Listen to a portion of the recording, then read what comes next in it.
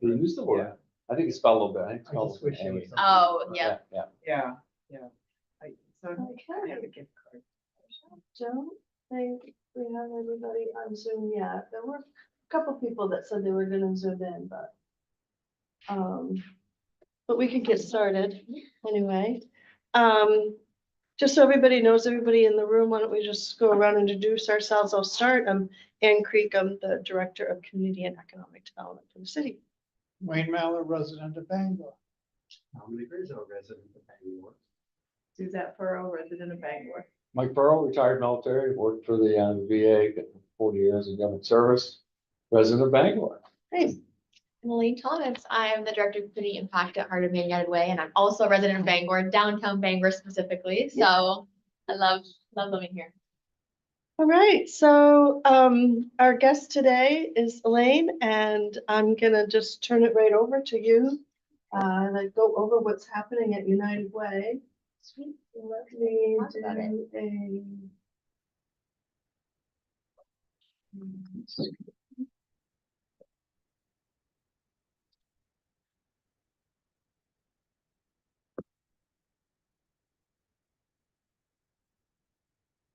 You have the mouse too. Yeah, Not go the- ahead.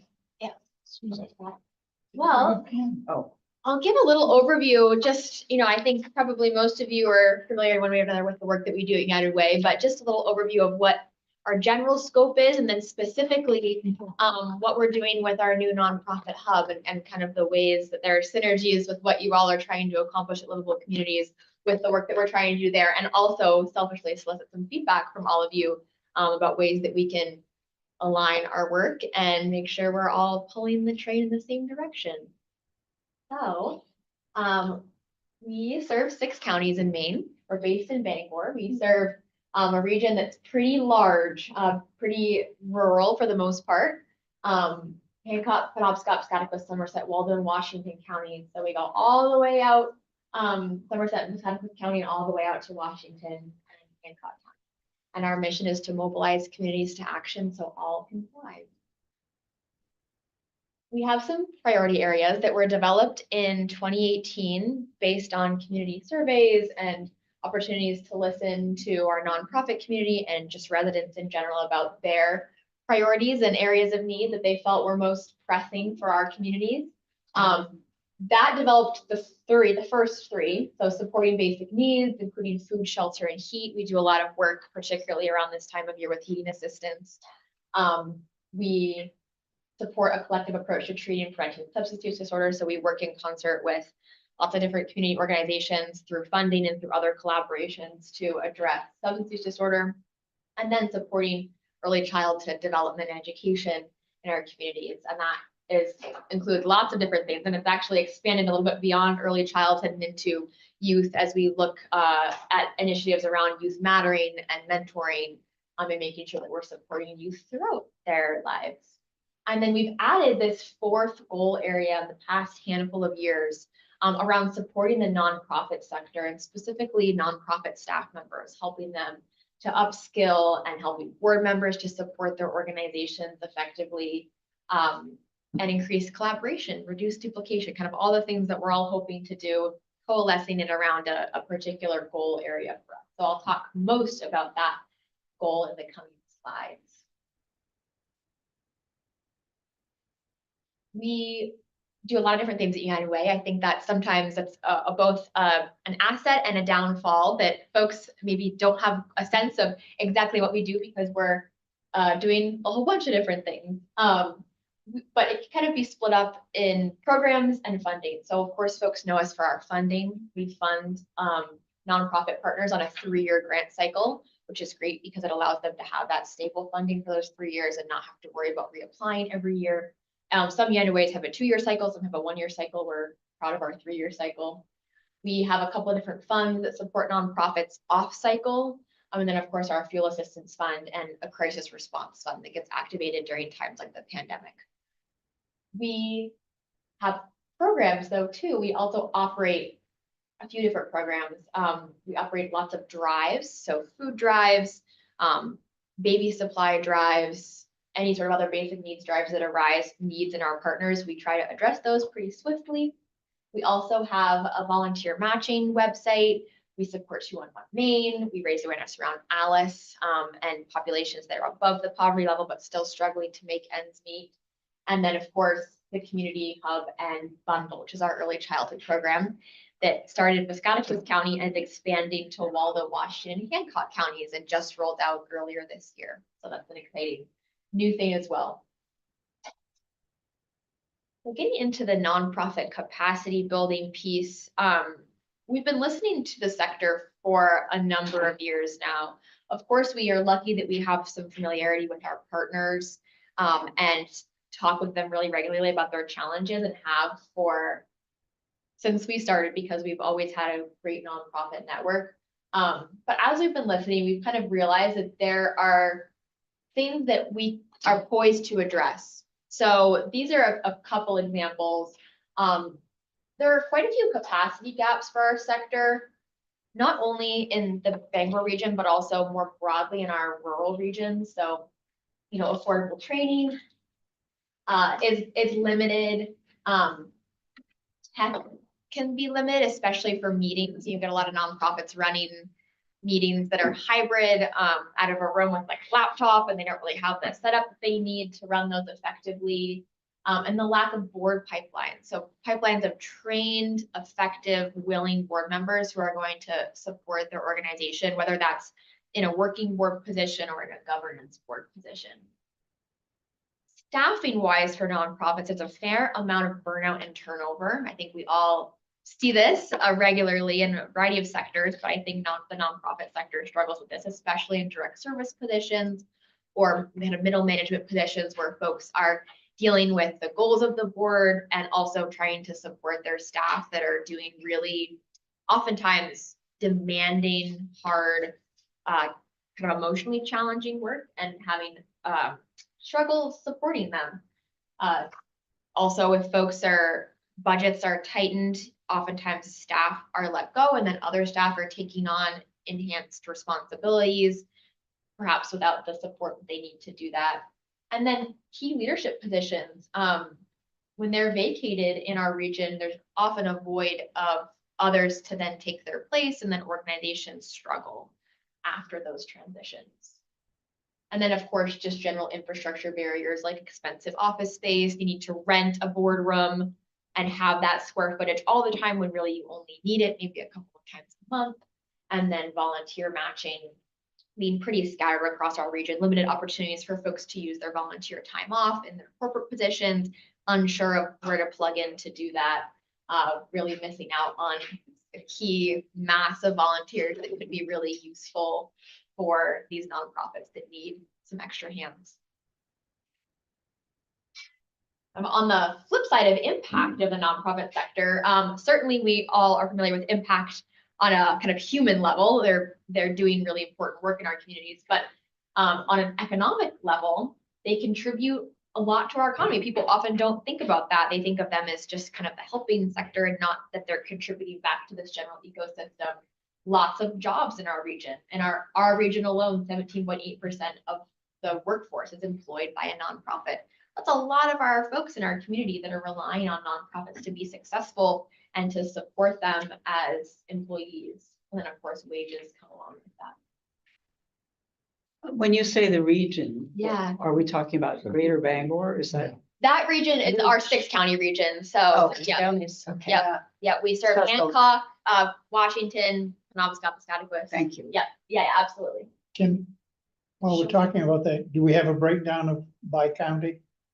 For the number of, I don't have Well- that right in front of me, but it's all the data is taken. I can send a follow-up from the Maine Association of Nonprofits. They do a really excellent report every year about the economic impact of nonprofits. So I'll share that with Anne and she can share that out. Okay.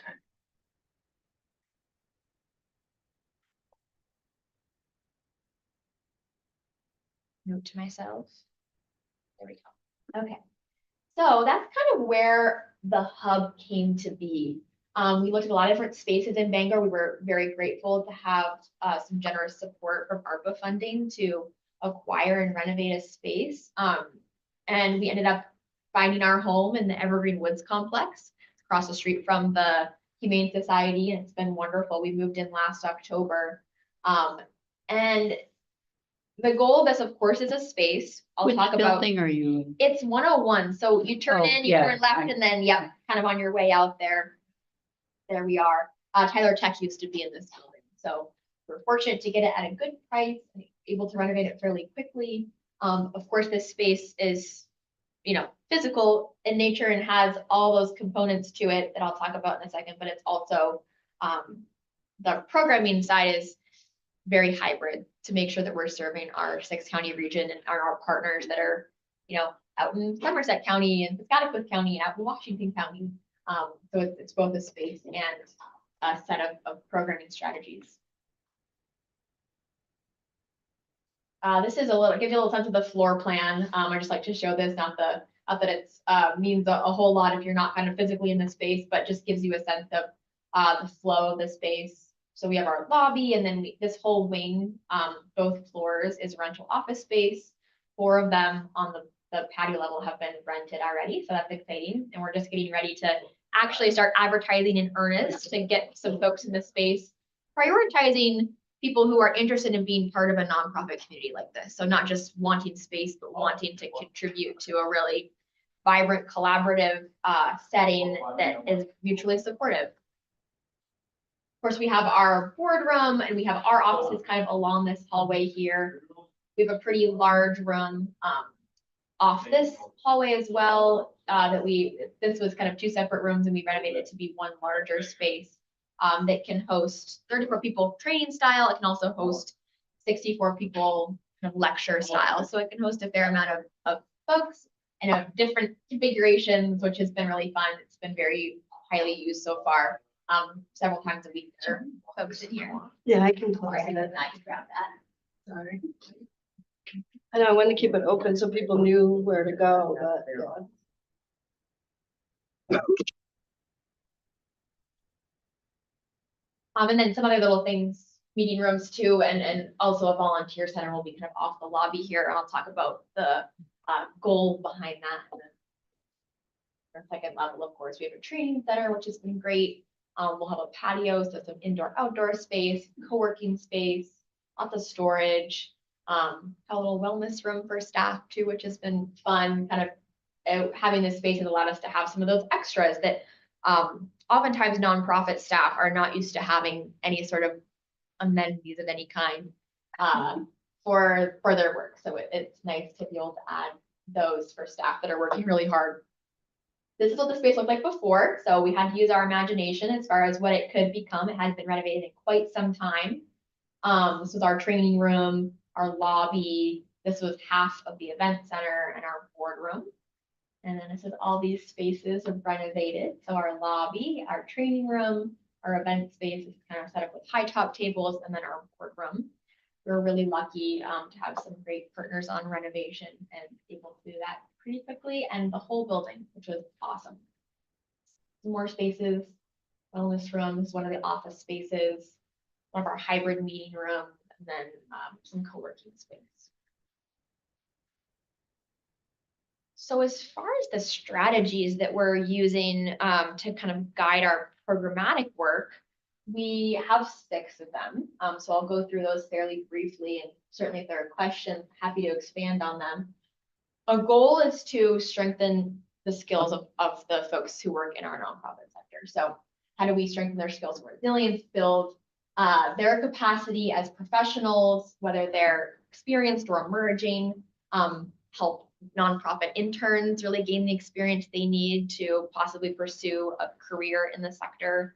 I think that's a mission that's pretty near and dear to my heart, especially as a business student. I interned at United Way and went off and did other economic development work and then came back. So I think it's really important to be supporting our interns so they have a chance and a pathway at nonprofit work and not thinking of it as kind of a lesser than other types of work.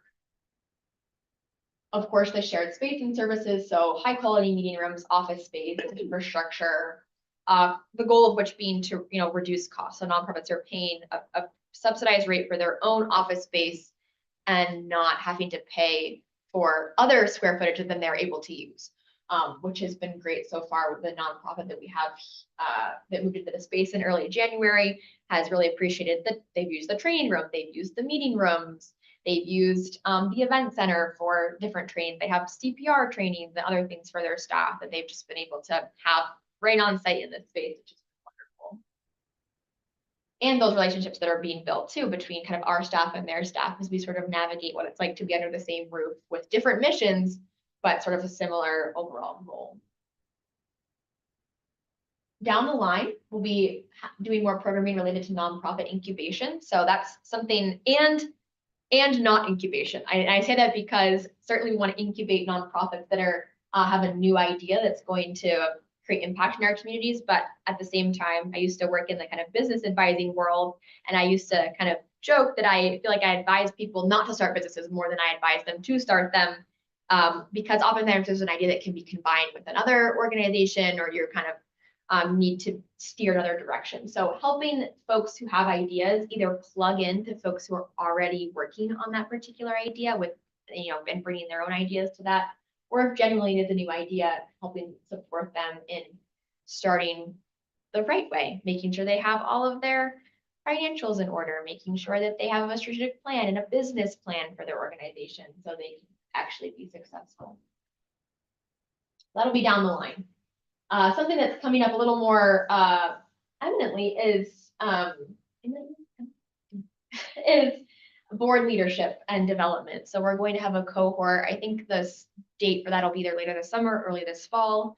A cohort of folks who are either newer in their board positions, or they would like to join a board and are just not really sure where to start. So taking them through it in a cohort style with a different topic and speakers every week, allowing them to figure out what it is they'd like to do. What kind of board do they want to serve on? Do they want to serve on a governance board, a working board? Do they want to take a particular role in a board, like a treasurer or a secretary? What kind of an organization would they like to work with? How do you evaluate an organization when you're deciding to join their board? And then helping board members understand their responsibilities. So what is how do you supervise an executive director? What does that look like? What are some things that you can watch out for? How do you read financial statements when they're put in front of you to make sure that you are evaluating an organization's finances to the degree that you need to in your board position? So we're very excited for that. I think there's a lot of interest in it. Lots of professionals in our area are interested in serving on boards, and their organizations are supportive of their serving on a board, but it's just a question of how and where. And our volunteer center too, that will be launching in the next 6 months or so. We have always done a lot of volunteer navigation and connected folks with volunteer opportunities, but this will be a more concerted effort to ensure that that is as accessible as possible. A couple of different audiences we're looking at targeting. One is companies that have BTO. We hear from a lot of organizations who have employees that are not sure how to use their BTO. They get to the end of the year and they have a bunch of hours they need to volunteer, and then we try to schedule a whole day for them so they could use those hours, but trying to get them plugged into more regular opportunities so they become an asset to an organization. That's one. The other one is retirees. So hence the physical space dedication in our hub, trying to make it so way folks can come in person if they want to talk to a real person and not just search for opportunities online. And then, of course, with some possible new work requirements for folks on benefits, how can we make sure these opportunities are accessible to them, that we're guiding them and helping them track hours in the way that they need to track hours? So we're thinking about these couple relevant areas as we launch this center. And then, of course, just in general, big picture, helping build strategic partnerships. We've always done that as a United Way. I think that's kind of a staple of our role in the community, especially organizing around issues like ALICE, any general community-wide issues, but continuing to do that in the context of the hub, particularly facilitating that collaboration across sectors. So how do we bring together the nonprofit sector, the corporate sector, municipal, education, making sure that we're facilitating that cross-sector collaboration in the way that we can. And we're fortunate to have some of those cross-sector relationships. So making sure we're utilizing those to the best of our ability. Those are the kind of 6 things that we're focusing on more broadly with the hub. We have a couple upcoming events. The first one is in a couple of weeks. It's about understanding financial statements for program staff and for board members who maybe are looking at financial reports and thinking, I think I'm supposed to know what this means about this organization, but I'm not sure that I actually do, which is so many of us, like so many times. So we're excited for that one. And we'll continue to host some trainings in the finance area. It's an area that lots of staff and board members feel not as confident. So let's kind of. That's so great, because so many people that start something, because they want to do something, Right. and they don't have that background. Yes, right. Yeah. Lots of us don't have any sort of finance background, and we're Yeah. then being asked to either approve or create these records. So Yeah. I'm very excited for that. I think we've got a good group for that too. Oh, So yeah. I'm excited to, yeah, but definitely there's still more space. So it's a free training. So please, if you're interested or if any folks in your network are interested, please register for that.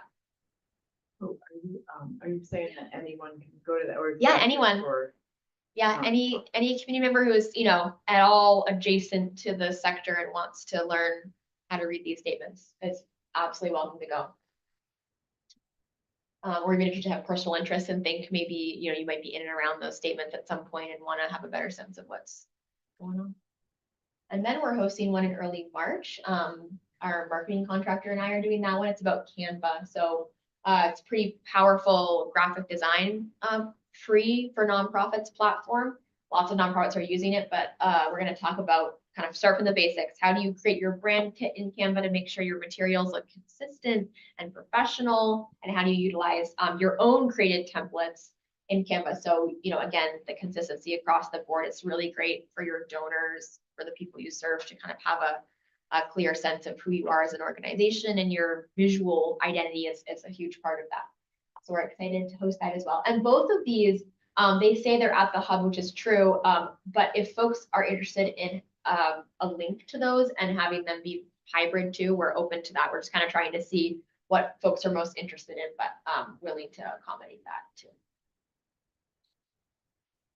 Okay, and then this gets me into the actual, let me go back here, kind of connection to this group and wanting some certainly feedback and questions and ideas around all of this. So some connections that I was thinking of right off the bat are, the fact that we're on a bus route. That was really important to us when selecting a location. So we were able to reach that goal through this space. Of course, having gathering space, both indoor and outdoor. This is a rendering. This will be created sometime in the spring, a nice patio space for staff, but also for community members to enjoy in events and their work and collaborations. And then, of course, in general, enhancing organizational collaboration and the reduced duplication piece is a priority of this group, as I understand it. An improving environment for nonprofit employees, which represent a lot of the folks in our community and the folks that they work with. Another thing that's important to us in the creation of this space is that our space and programming are co-created with participants. So a lot of peer learning opportunities will be coming to the hub. I think as much as I love bringing experts to the hub as well, on certain things, in conversations with our partners, I realized that so many of them, of our nonprofit partners, have staff with expertise in multiple areas. And I want to highlight that and bring that out. It's been interesting. This has coincided a little bit with our 6-month partner check-ins.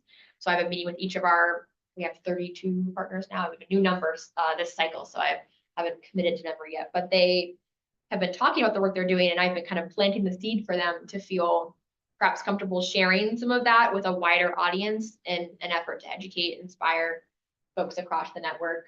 And then, of course, the civic participation piece for the volunteer center, particularly focusing on in-person navigation for that. So these are my brainstorming of things, ways this kind of committee dovetails with the work we're trying to do, but certainly, yeah, this is kind of the point where I love thoughts, questions, feedback, ideas. So how many employees do you have currently working? We have 7 So, Yep. In our organization, and then right here in Bangor. Yep, Got 7 here in Bangor. Yep, at United Way, and then folks that'll rent our building will kind of expand our presence in our building, but our staff is 7. So you said you do food, shelter and heat. How much money do you guys normally spend annually for Good, for it's a good each, for question. each one of those? For heat, I have that off the top of my head because I've just been doing that lately. Usually we, through our heat assistance fund, we're distributing around $20,000, but this year we're able to distribute $120,000 of generous gift. Wow. So very fortunate, especially with the colder temps and the kind of continuation of the And that's throughout all the counties you point throughout out, all the right? Not counties. just Yep. Bangor. Yep, so we're kind of distributing out to local organizations, whether that be general assistance or in small towns, or sometimes it's schools, sometimes it's faith communities. And they're kind of able to then network that out. But as far as things like food, I mean, we have our biggest event related to food is the National Association of Letter Carriers Stamp Out Hunger Food Drive. And that typically, trying to think of either dollar amount or pounds. It's been a minute since I've done that. It was last And that's spring. donated to you. That's Yeah, donated. But you Yep, so a guys lot of, distribute it. we do, a lot of our, so a lot of the physical goods, we are taking them in and distributing them out. Fuel systems, the same way, we're taking in funds and then distributing them out. Our campaign, mainly funds our community fund, which is the fund that we then distribute through our grant making cycle. And that's regular funding to nonprofits throughout our 3-year cycle. So for every dollar you take in, what's your overhead cost? I'm gonna have to look up the new percentage. So I will send that. So your overhead cost, because there is an operating cost. Absolutely, And then the cost that you donate. Sure. That you donate out. And the thing about United Way is, often, I think that percentage is might be somewhere around, and I'll get the real number for this year. It's higher than some nonprofits. So it's, I think, around 20-ish more percent. I don't know if you know, and Yeah. guessing not. But you've probably seen that percentage Right. too. But because we're a fundraising organization, all of our efforts in fundraising and our staff time in fundraising is considered kind of overhead in that way, because we're technically fundraising for other nonprofits.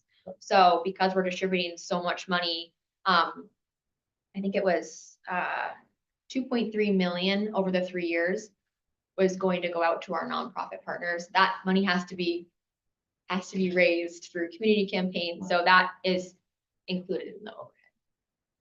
But I'll find some of those numbers. So it's good to have those in mind, but also understanding that I watched a great documentary, actually. It's called Uncharitable, and it's about nonprofit overhead and fundraising and the kind of mindset shifts that can be really useful in that. We kind of talk a lot about overhead and think a lot about overhead, but things like marketing and fundraising and awareness building are often deemed overhead, when in reality, those are actually expanding making your dollar go farther in raising other dollars and expanding impact. So yeah, I'd recommend to watch that documentary because it kind of shifted my own. It was actually recommended to me by one of our major donors, because it affects how she contributes to organizations in our community. And so of course, when your major donors recommend What's the the name of the documentary, documentary? Uncharitable. It's Uncharitable. based on a TED Talk by Dan Pallotta. He also wrote a book by the same name. And it's just kind of a mindset shift in yeah, it's really interesting. I watched it now, I think 3 times. I watched it myself, I watched it with our staff, I watched it with Oh, that's great. some family members, just that, yeah, it's food for thought in that department, but I digress. Yeah, thank you. Quick question, would you say 30, how many partners do you have now? Yeah, 32. Yeah, 32, something like okay. that. Yes. What's Yep. your potential partnership for all units? How many nonprofits are there out there that you're Oh, looking yeah, to I mean, take under your wing? There are over 1,000 nonprofits in Bangor. Is that the number, right? Ann? Mhm. Yeah, you check me if I'm getting my number. Yeah, no, that's all right. I Yeah, don't know the exact number. over 1,000 in just Bangor, and then of course across our region, even more. I don't have the Yeah, exact Hancock count County on has a that. lot. A lot So, of non-food serving I organizations. guess the question we have, and in the Bangor area, we were looking for coordination for the homeless and things like that. So Sure. how many partners do you have in the Bangor area that would be doing something like that? Yeah, so we have the homeless shelter, of course. We have Hope House. We fund Hope House. We wish I had the list of partners in front of me because I could go down through. Well, I don't care Actually, who they are, but um, what's Any the numbers? partners or piece, yeah. yes, so lots of folks, many of our partners in Bangor So out of are. your 32, half of them are from the Bangor area? Nope, well, some of them might be based, but serving a wider geography. I'd have to look at the actual stats on that. But lots of them, and like I said, we have a kind of a new group of funded partners, so kind of committing those to memory in the way that I do throughout the cycle. But we, many are based in Bangor, many are not, though. Many are based in other parts of our region. We try to fund pretty equitably across our region because there's great need in Washington County, great need in Somerset County, Piscataquis County. Yeah, so our goal is we're funding nonprofit partners, we're providing opportunities for networking and collaboration, but our goal is not to organize around a particular issue solely. So I'm a little confused because I thought that was the presentation that was made to the council in funding the amount from ARPA, that you were going to coordinate the nonprofits in the area that dealt with the homeless, that dealt with drug addiction. So basically what you're telling me is that's not part of your strategy. That was not part of the original proposal. It was to create a hub, which certainly is providing networking opportunities across our nonprofit region and also Bangor, but not particularly organizing around that. Okay, so then I guess I'm disappointed and I need to know, what are you doing for us with the homeless and addiction Sure. for coordination? Anything or? Yeah, I mean, so our goal is to organize any number of nonprofit partners. So not particularly, substance use is one of our goals, and we do have partnerships around substance use and do fund nonprofits addressing that. But our original ARPA goal, and I think Matt made a presentation. I don't know if you were there. Yeah, I did. I saw it. Basically the last same week. thing you did. Yeah, sure. The similar focus, and that was our original goal. So basically, if we asked for what the results were for dealing with addiction or homelessness in the Bangor area, you would not have that information. That was not our specific. This, the That's what I just wanted to know. the nonprofits that are dealing with those Yes, issues we're supporting might them. be part of your hub, Absolutely. but that's not in your ballpark. I mean, it's, Yes, those figures aren't part of your job. correct. They belong to the nonprofits that are working on those issues. Yeah, I understand what Yeah. you're saying, but the object that we were looking at is that we don't want duplication of effort. and Sure. You can't tell us if there is duplication, basically, with what you're doing now. Is that correct? We're working to provide opportunities for collaboration.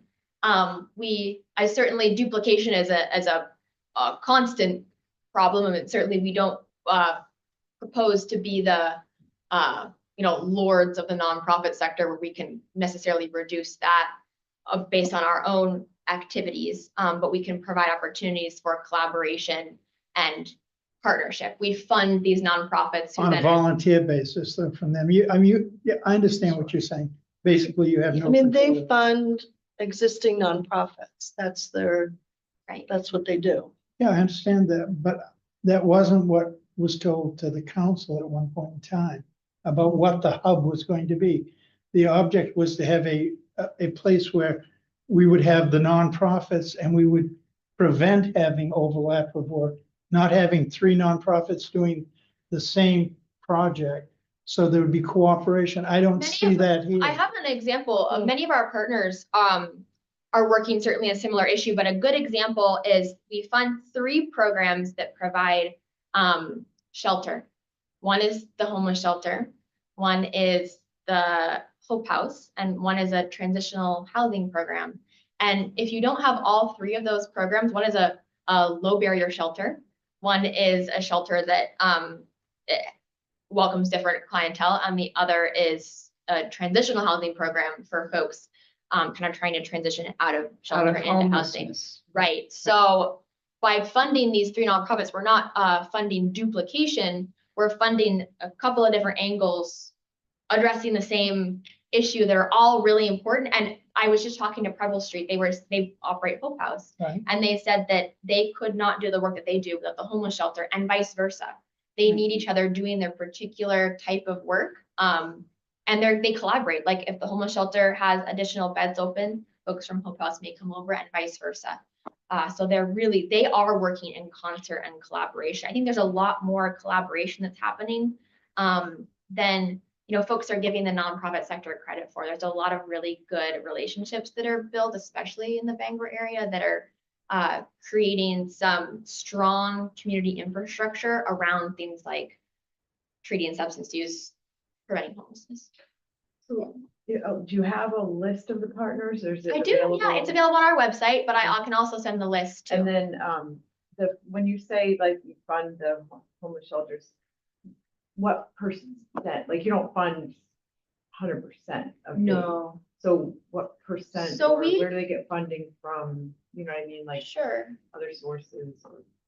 They get funded from lots of other sources, yes, Yeah. both private donations, they get state funding as well. So we fund programs, not organizations. So they have to apply under a particular program. So for the homeless shelter, I think we fund either one or two of their programs, and one of them at least is their diversion program. So they have a staff member dedicated to diverting folks away from a situation of homelessness. So that's the program of theirs that we have at hand in funding. We never fund more than 35% of a program's budget because of sustainability. So if then the next cycle they reapply and are not funded, then we are not the reason. And our process is volunteer led. So we get about 80 volunteers. They read the 4 applications. Us as staff don't make the decisions. We ratify them, and so does our board. But they're led by volunteers. So the reason why we don't fund more than 35% is because we don't want our funding to be the reason that a program entirely crumbles, especially as so many of them are vital to the folks that are utilizing the programs and to our community. So your funding sources, what are they and what's your biggest one? Yeah, so our biggest one is our community campaign. So our campaigns with local businesses and other, yes. So private donations. We also receive, large private donations from our Leader Circle donors. We receive sponsorships for particular initiatives, like sponsor for a fuel assistance, sponsor for kind of particular, it depends on the donor. Sometimes they want to fund programs from our tier 2 funding that didn't make it into funding. They want to bring them into funding. So we receive funds through those. What percent is that, the private donations? Oh, I don't know that off the top of my head. I'm a community impact staff member. I am not in our finance department or resource development. But it's pretty high, I would. It's pretty high. Yes, it's pretty high. And then because our campaign every year, I think our campaign goal this year was 1.6 million. So that's a good amount of our revenue. And then we've also received funding specifically for our bundle project. And that it's been state and federal funding that is applied to that. But generally speaking, we don't receive those 2 grants. The federal grant was, I think, $375,000, and then the state grant was $300-ish thousand. And that was to expand our program to 3 more counties. It serves every family within Newport in those 4 counties. So you're a 401c3, C4? 501c3. 501. So the gathering space, indoor and outdoor, who gets to, do they have to pay to rent it, or who, is it like, can church groups, can political groups, or is it like, what's the? Yes, it depends. So as far as, I'll answer your second question, and then I'll kind of circle back to the first question. Because we're a non-religious, nonpartisan organization, we do ask the purpose of the gathering be nonpartisan, non-religious, and not providing medical services. Those are kind of our 3 stipulations for the use of this space.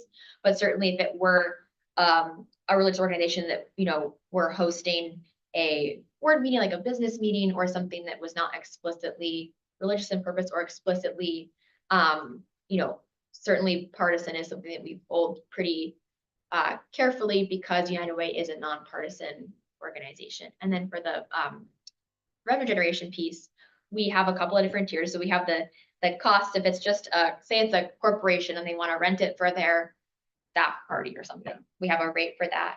We have a significantly discounted nonprofit rate, then a significantly discounted below that rate for nonprofits with less than 10 employees, so our smaller nonprofits. And then another thing that it comes up with conversation sometimes is if an event happens to be open to the general nonprofit community or the public, in which case, if it's a mission alignment for us, we'll actually partner on the event and then provide that space for free to the organization. So you mentioned 17.8% are employed by nonprofits. Is that Bangor or is that? Six county region. Yeah. And how many employees is that total? Oh, did it say? I think it might have It did. said. Okay. Yeah.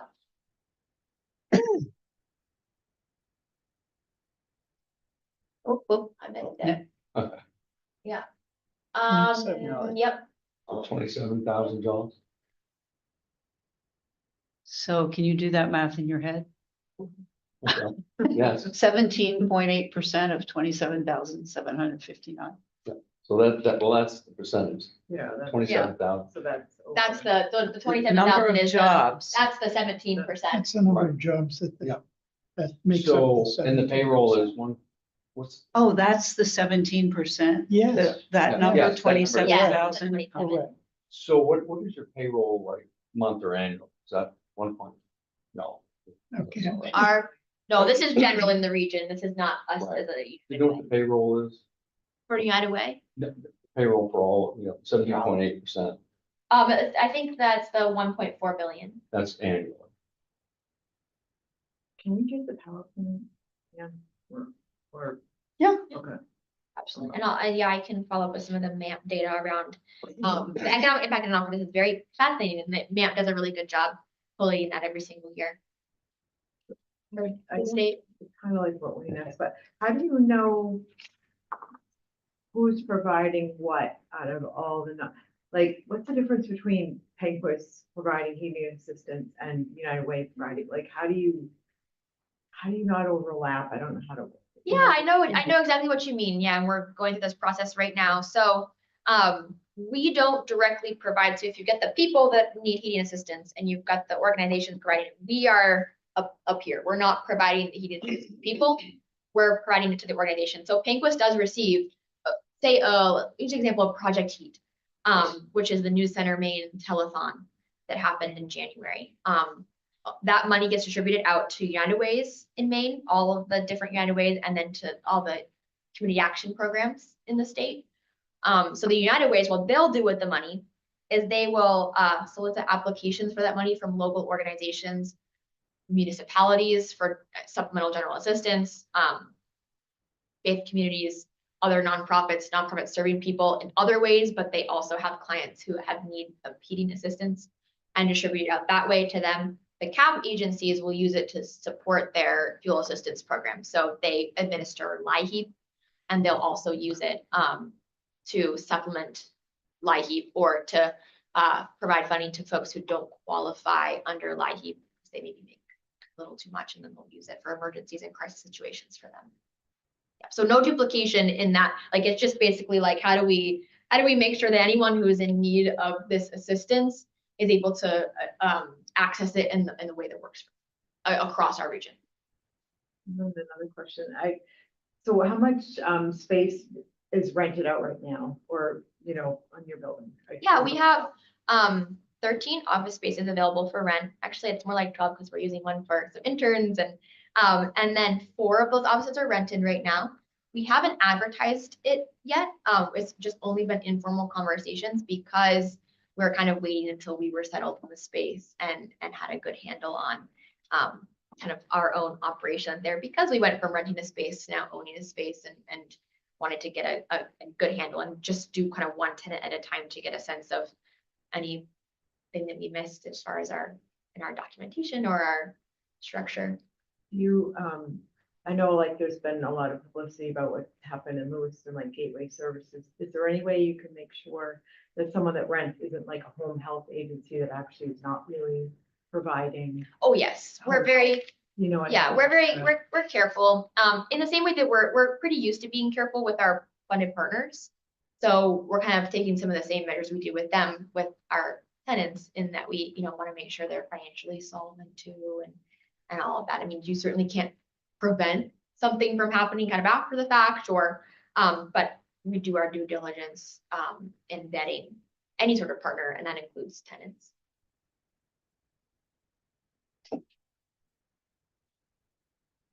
Just a general question and probably comment after that.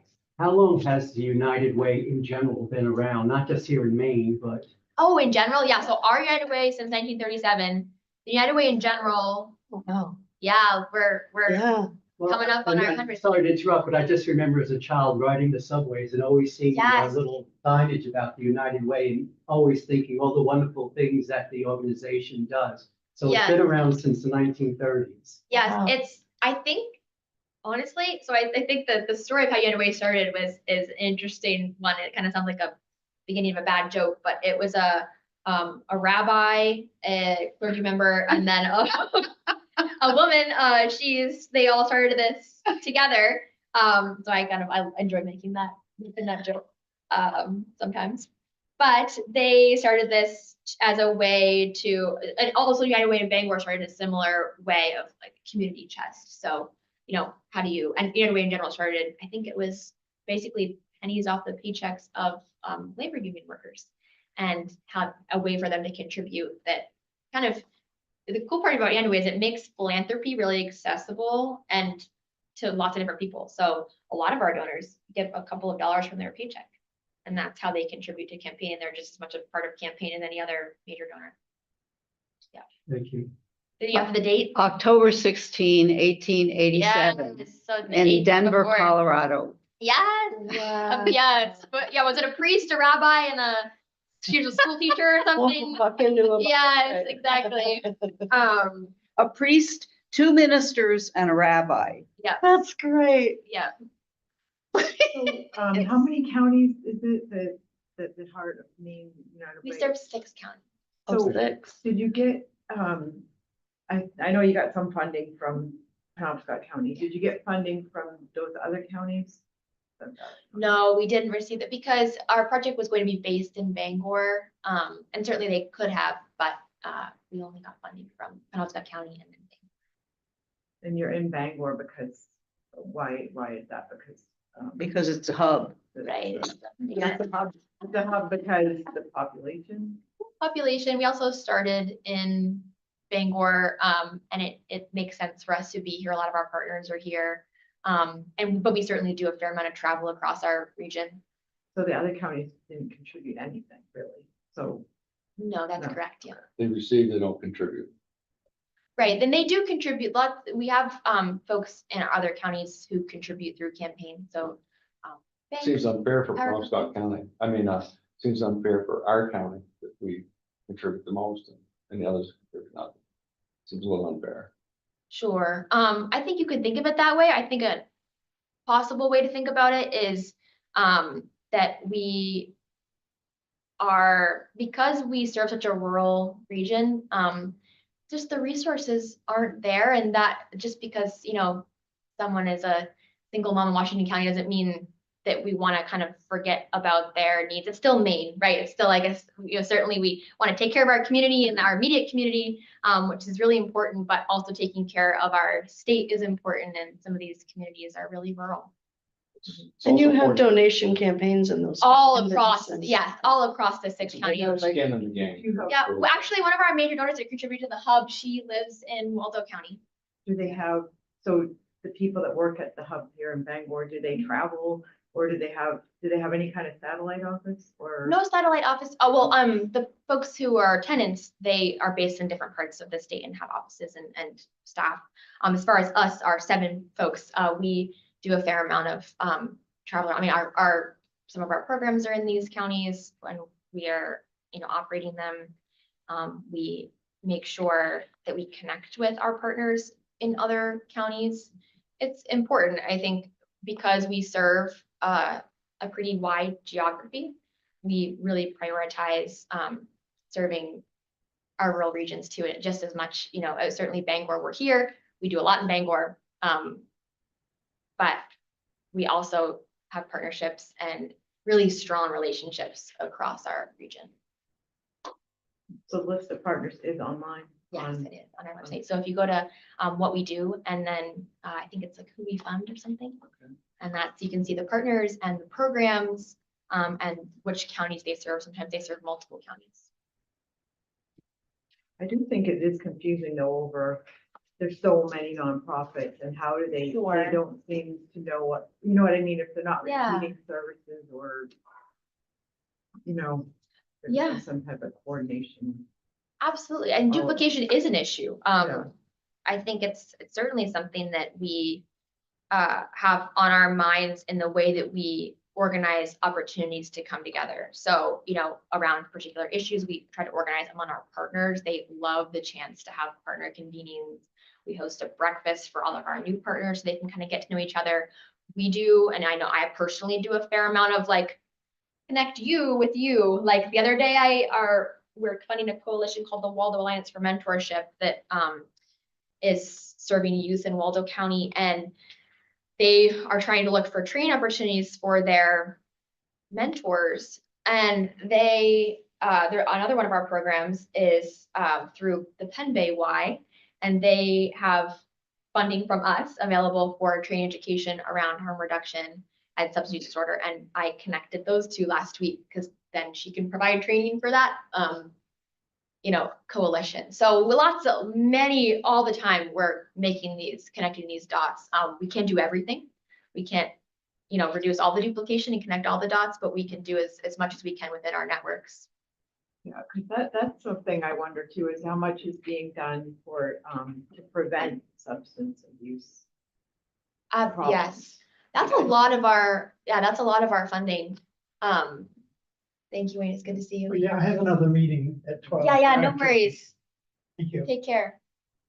Yeah, a lot of our programs are prevention, harm reduction, education, you know, In schools or, lots of different places. The Penn Bay one is in schools and just general community-wide education. anything in Bangor? you mean? I'm sure there is. Schools. I can't say off the top of my head on that one. One point of clarification. Sure. So, the 27,159 jobs, is that just for the 32 nonprofits that you guys oversee? Because you're like, Oh, no, this is that covers them all. correct, all the Okay, all right. nonprofits. Yeah, That's yeah. perfect. That's just Maine Association of Yeah, Nonprofits. that's, This okay, is not all that is, data. it's all of it. Yeah. Great, yeah. I just want to thank you for this presentation, and I did watch Matt's presentation the other night as well. And I really appreciate all the questions that you all have, because this is I mean, like I said, I always had a wonderful warm spot for the thought of United Way, because it always helped people in need.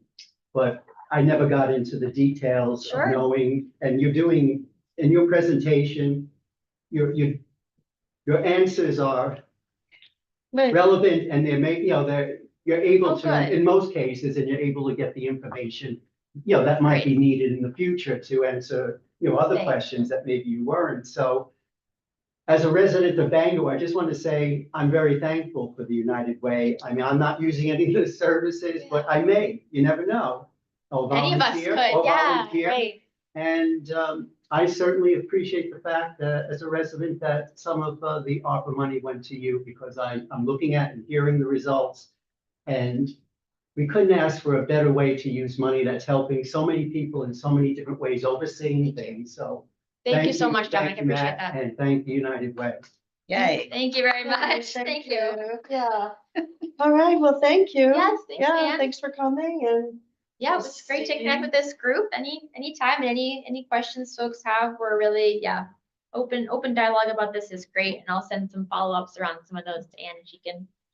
And if you think of any way that members of this committee could be useful Yeah, in either spreading the word about what you're doing or volunteering to do something for you, let us know. absolutely.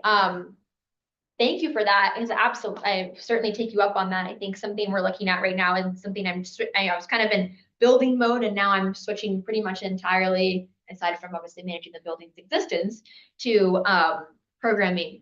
So I'm really a sponge lately for any ideas about programming and things. Like I basically took feedback from our partners and directly I'm like going down through the list and scheduling out trainings to address each specific thing. So, grant writing for small nonprofits and volunteers, like de-escalation, like supervision training for new supervisors, like all these things that we've gained as feedback. So any ideas or ways that this committee can be of use in either providing training or kind of connecting us with folks who can provide training. If you know of, think of folks in the community, in the nonprofit sector or adjacent or in the corporate sector who have expertise in certain areas and send them along my way because I want to. I'm so uneducated in the structure of, who's a nonprofit Right. and who's a corporate entity. The first thing I would really look forward to seeing is the list of your partners that you're going to send. Sure, yeah, Yep, yeah. absolutely. Because I don't know, when I think of something like the Bangor Public Library, I have no idea what their business structure is. Right, and it brings up an interesting point too. I actually was having a conversation with one of our partners who said he actually thinks that having just a nonprofit 101 training would be really useful. Like, how do they work? How are they funded? What kind of staffing do they need? And who are they? Who are they in our community? Right, exactly. Like, let's meet some of them and talk with them and have connections. So if we have questions or want to give back or anything like that, we know who to go to. I think we assume that everyone has that information, and I think it's an incorrect assumption. Exactly. So yeah, That's good. it's a really good So I want point. to say one more thing. Yeah. Number one, thanks for presenting. My wife and I appreciate that. But it's interesting to be Bangor, almost 33,000 people. Look at the amount of people that showed up. There's 5 of us. Yeah. Counting 6, Yeah. 7. Do the math on that. It's Yeah. like 0.000. I know. And then that's probably. It's a. And even if you Probably said not. 33, what percent of those 33,000 people would be considered seniors, which this Oh. committee supposedly is. Over 50, Primarily, way over 50%, you know, probably 65%.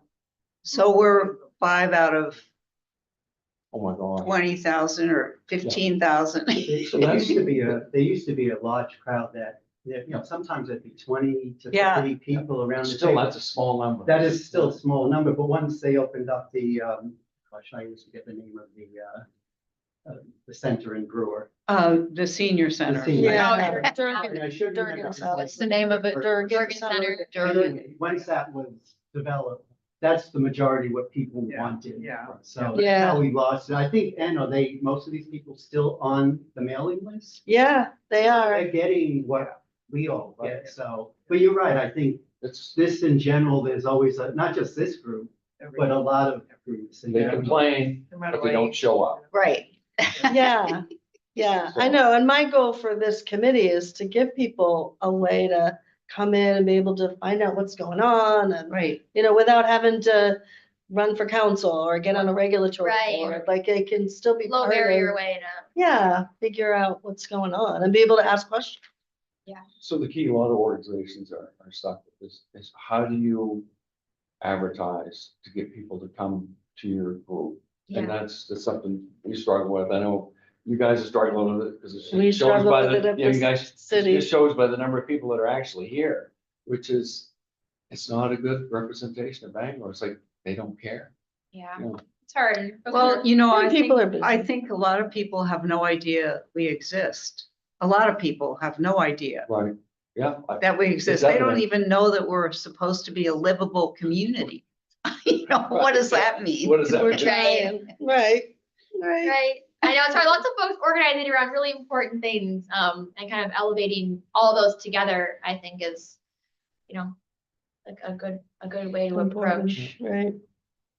And thank you Yeah. for Yes, thank you, Anne, as always. We're focus, trying getting to- our focus kind of narrowed down to inviting people like her to come and Yeah. talk to us about what you're doing so that we can feel more connected to the.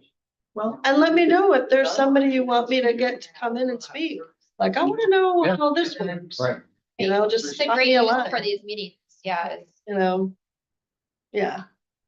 great. Yeah, we were just having a fusion meeting today where we were talking about economic development and like the work you do, and someone had like, what is that? Like, and someone had some background info and some had coffee with a member of your team, and she was Yeah. able to then share like, oh, actually, like these are the different elements of that type of work. So Yeah. even things like economic development, like knowing what is that work? Yeah. What does that mean? Yeah. Yeah. Yeah, it's super useful. Yeah. Well, thank you Well, all. thank Have a you good very night, much. everyone. I'm gonna grab that. Yes, I will. From you. That's okay. I'll just,